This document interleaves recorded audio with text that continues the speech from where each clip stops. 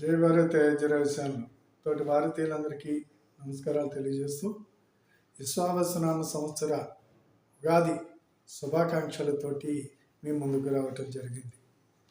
ఈనాడు ఈ సంవత్సరం యొక్క ప్రత్యేకత దీని గురించి మనం తెలుసుకోవాల్సినటువంటి అవసరం ఉంది. కాబట్టి కొంచెం నాకు తెలుసున్న పరిజ్ఞానంలో మీ ముందుంచడానికి నేను రావటం జరిగింది. మిత్రులారా, ఏంటి ఈ నూతన సంవత్సరం యొక్క ప్రత్యేకత? ఏంటా నువ్వు నూతన సంవత్సరం అంటున్నావు, జనవరి 1వ తారీఖు కదా నూతన సంవత్సరం అని కొంతమంది మాట్లాడతారు. నూతన సంవత్సరం అనేది ఇది మాత్రమే. జనవరి 1వ తారీఖు అనేది ఎలాంటి సంవత్సరం, దానికి ఎలాంటి ప్రమాణము లేదు, దానికి ఎలాంటి ప్రత్యేకత లేదు. అయితే ఎందుకు మరి ఆ తారీఖును మనం ఆ తారీఖులో మనం ప్రయాణం చేస్తున్నాము అనే దాని గురించి మీరు క్వశ్చనించవచ్చు. దానికి ఆన్సర్ ఏంటంటే, మన భారతదేశాన్ని 1000 సంవత్సరాలు నానాజాతి సమితి ఇక్కడ పరిపాలన చేయటం జరిగింది. అందులో భాగంగానే 200 సంవత్సరాలు దగ్గర 200 సంవత్సరాలు బ్రిటిష్ వాళ్ళు పరిపాలన చేయటము జరిగింది. ఈ బ్రిటిష్ వాళ్ళు సూర్యుడు అస్తమించినటువంటి సామ్రాజ్యాన్ని పరిపాలించారు. ఆ సామ్రాజ్యానికి అంతటికీ వాళ్ళకు ఒక తారీఖు కావాలి కాబట్టి వాళ్ళు ఈ జనవరి 1వ తారీఖుని వాళ్ళు నిర్ణయించుకోవటం జరిగింది. జనవరి నుంచి డిసెంబర్ వరకు కూడా వాళ్ళ యొక్క రాజుల యొక్క పేర్లవి ఒక్కొక్క ఇంగ్లీష్ నెలకి ఒక్కొక్కటి పేరు పెట్టి ఆ రకంగా అది చేయటం జరిగింది. దానికి ఎలాంటి ప్రమాణాలు కూడా లేవు.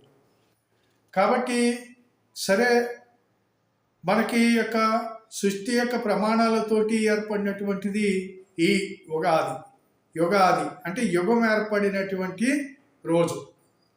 యుగం ఏర్పడినటువంటి రోజే ఈ ఉగాది. ఈ ఉగాదికి ఉండేటువంటి ప్రత్యేకత ఏమిటంటే, అంతకుముందు మనం దీన్ని మాత్రమే ఫాలో అయ్యేవాళ్ళు. ఈనాటికి కూడా ఎక్కువ శాతం దీన్నే ఫాలో అవుతున్నాం మనం.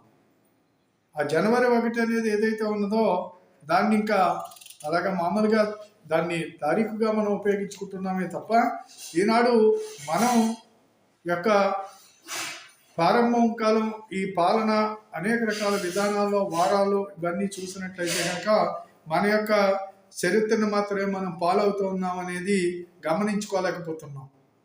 ఎందుచేత అంటే ఈ సృష్టి ఏర్పడి ఈ సృష్టి సూర్య సిద్ధాంతం ప్రకారంగా సృష్టి ఏర్పడినటువంటిది 5,58,558,85,122 సంవత్సరాలుగా మనకి చరిత్ర చెబుతూ ఉన్నది.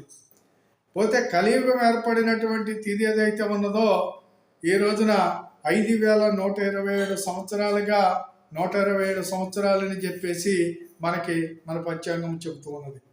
ఇది మనకున్నటువంటి చరిత్ర. ఇది మనకున్నటువంటి కాలమాన ప్రకారంగా ఏర్పడినటువంటి ఒక నూతన సంవత్సరం. ఈ చైత్ర శుద్ధ పాడ్యమి వసంత ఋతువుతోటి ప్రారంభమయ్యేటువంటిది ఏదైతే ఈ నూతన సంవత్సరం ఏదైతే ఉన్నదో దీని ప్రత్యేకతలు మనం గమనించుకోవాలి.